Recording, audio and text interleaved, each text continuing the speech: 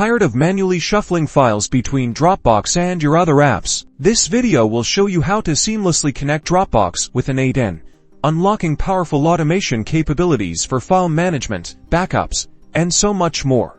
Let's jump right in. First, open N8n and create a new workflow. You can do this by clicking the plus icon. Now, click on the Add First Step button. In the search bar, type Dropbox N.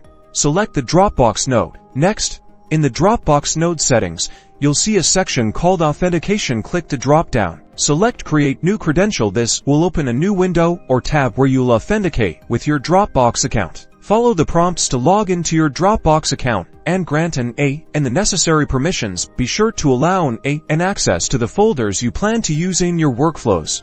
Once you've authenticated, return to N8n and you should now see that the Dropbox Node is connected to your Dropbox account. Now you can configure the Dropbox Node to perform various actions, such as uploading files, downloading files, listing files in a folder, and much more. And that's it. You've successfully connected Dropbox with N8n, and now you can start building powerful workflows to automate your file management tasks and integrate Dropbox with your other favorite applications.